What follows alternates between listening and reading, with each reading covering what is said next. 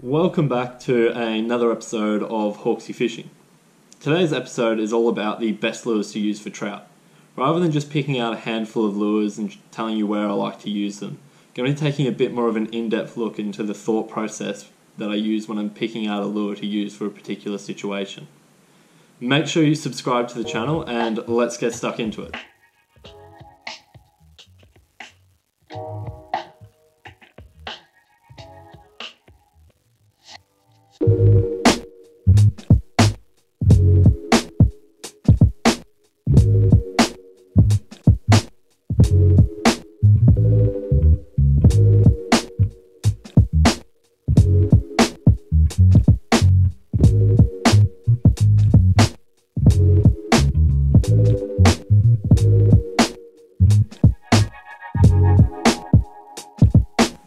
Trout are a really cool fish because they live in a wide range of locations and have a super varied diet.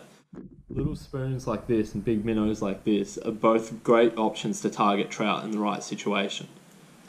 As an angler, this means we have a really huge range of options, but it can also be a little bit daunting when you're trying to pick out a lure. So I'm going to be breaking things down a little bit more to try and narrow down that range a little bit. We're going to start things off with hard bodies. These are my favourite type of lure to throw for trout, and as a result I end up using them much more than the other alternatives. There's a really wide range of hard bodies out there, so we're going to break things down a little bit and narrow it down right from the start. So broadly speaking, you've got three different profiles. You've got cranks with a shorter, fatter body like this here. Shads with a little bit of a fatter head and an elongated tail. And then minnows, which are a much longer and skinnier profile like these two here. For me personally, I do throw all three a little bit, but if I was just to pick one, it would definitely be the minnows. Next thing we're going to look at is the action of the lures. Two very similar looking lures can have different actions under the water, and that results in them being suited to different situations. In general, there's two actions that I like to use for trout. The first is like what you get from this presso motor here. Quite a wide action through the water. What that means is that the lure almost pivots across the center and moves through the water a bit like this. I've got a clip of it up there if you're not sure what I'm meaning. I like lures like that in situations with a moderate flow where I just want to roll the lure. You can feel what's going on really well. It attracts fish just with its own action and you don't have to impart anything extra. That's mostly what I use in rivers and streams. They do work quite well in lakes as well, but I tend to use a different style of lure. The other style of lure that I like to use for trout is the complete opposite end of the spectrum. It's something with a really tight action with a strong flash. Something with high flat sides so that when it moves through the water it gives a good flash. These I use in situations where the water is either really turbulent and you can't get much action out of the lure and that high flashing side draws the trout in. Or in lakes with a lot of extra things thrown in. So it's flashing through the water, but you also jerk it around a bit so it darts side to side as well as having that strong flash to appeal to the trout. It can be a little tricky to work out what sort of action a lure is going to have just by looking at it. One indicator I use for looking for lures with this kind of action is high flat sides. It means that they'll have a really strong flash when they do roll. And because of that high flat side, it's trying to push a lot of water out of the way to get that side to side movement, so it probably isn't going to be very strong. Next up, we're going to be looking at the buoyancy of the lure. Different buoyancies lend themselves to different situations. I'm going to be breaking things down into floating, suspending, sinking, and fast sinking hard bodies. Starting off with floating, these are definitely the easiest to use and the most commonly available on the market. They use the bib to pull them down, and then the buoyancy of the lure pulls it back up to the top when you pause it. I mostly use these when I'm looking for it to slow roll the lure. It doesn't matter because I'm not pausing it that the lure floats, and it can help it get off snags, logs, anything like that I happen to bump the lure into. Next up we have suspending lures. I mainly use these guys on lakes when I'm adding in that little bit of a jerkbait retrieve, giving it a couple of sharp pulls to get it darting side to side, and then hovering in the zone for a second. These are really great because they'll actually hold exactly where you left them. They're not going to pop up or drop down in the water column, which leaves them hanging in the fish's face, giving them a chance to hit it. Sinking lures can be incredibly versatile, but also a little bit tricky to get the hang of. The thing that makes them really great for a versatile lure is you can sink them down and target particular zones. This means that you can start retrieving as soon as it hits the water with a high rod tip and work it shallow over rocks, over weed beds. But at the same time, you can cast it in, count it down a little bit, and work it through the bottom of a slower flowing pool or the edge of a weed bed in the lake. Finally, we have fast sinking lures. These aren't widely available in Australia, but lend themselves really well to fast flowing turbulent water. The weight of the lure itself means that it will track a lot straighter through the water with complex currents, and also stops it from being pushed up in upwellings. The major downside to these is that because of the weight of the lure, the extra inertia it takes to get them moving means you have to move them quite quickly to start getting the action. The last two things we're going to look at with hard body lures is whether or not they have a rattle and what colours to choose. Personally, I don't have a strong preference about whether or not it has a rattle. If I was given the choice, I'd go for a silent running lure, but I'm not convinced that it makes a huge difference. For colours, I believe that it's more a matter of confidence, but in general, I tend to use lures that have a silver flashy side like this in situations with clearer water and the fish are fairly active. Something natural with a translucent brown or green when the fish are in clear water but a little bit more shut down for whatever reason.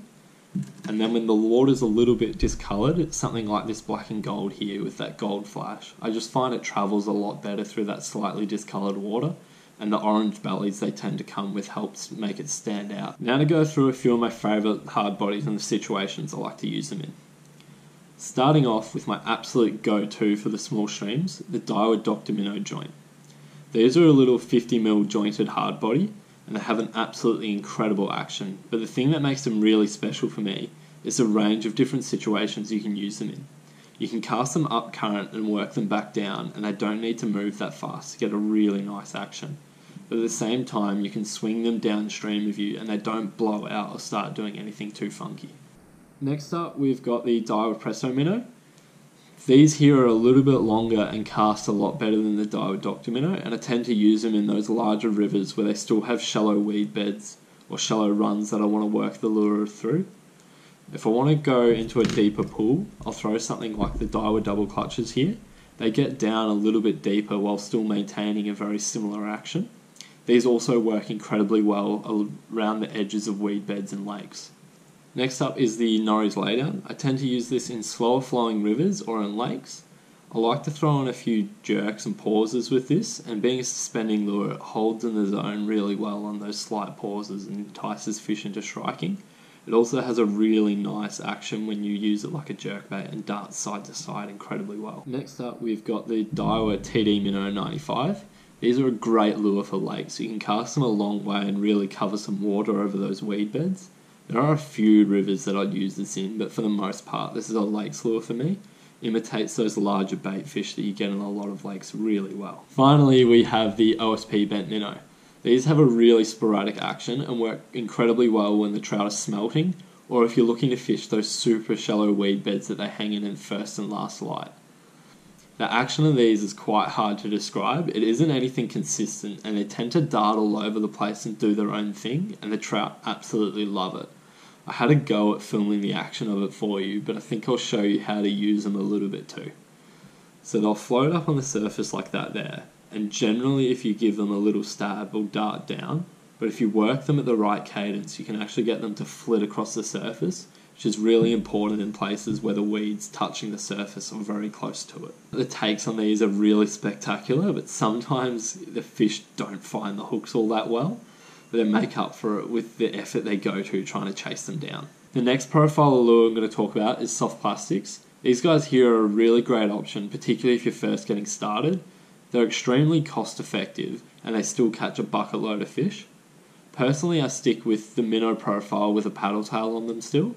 These get a nice natural action on the slow roll, and you can add a few little pops into it to make them dart and look like a fleeing bait fish. Part of what makes soft plastics so great, aside from the fact that they're pretty cheap and fish eat them, is their versatility. You can mix and match the jig heads you put on them and target a wide range of different water depths.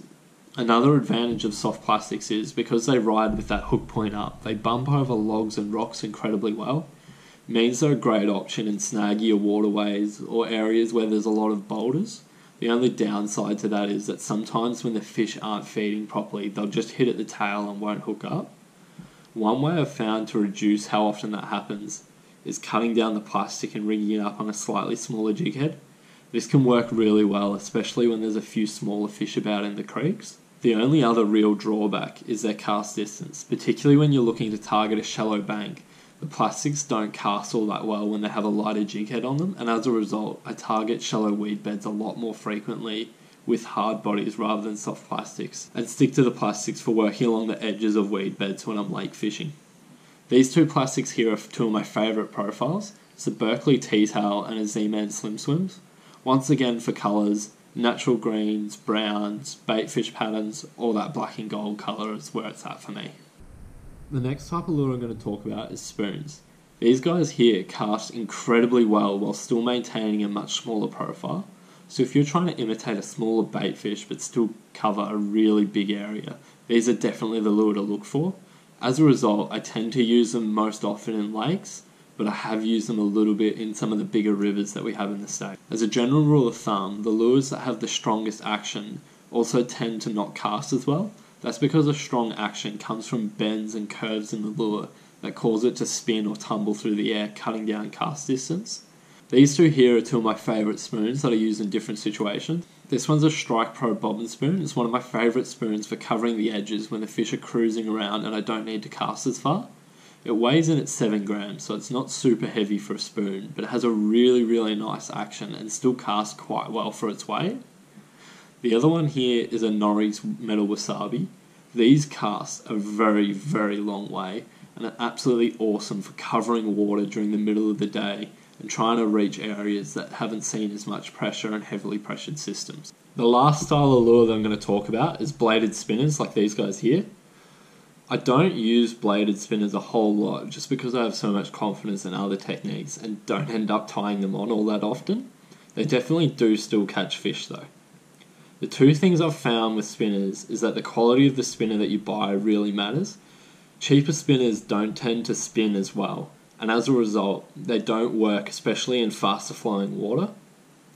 The second thing I've found is that smaller profiles definitely seem to be better. I'm not sure if this is a byproduct of the fact that I only ever tie these on when the hard bodies and plastics aren't working in the smaller streams, or if it's just the way it is and small spinners work better than bigger ones. But I tend to stick with much smaller sizes. This one here is a size 0 in the MEPS, and I also use a size 00. Alright guys, that finishes up today's episode on the best lures to use for trout. I hope you've enjoyed watching this and gotten a little bit to think about with regards to choosing lures for trout.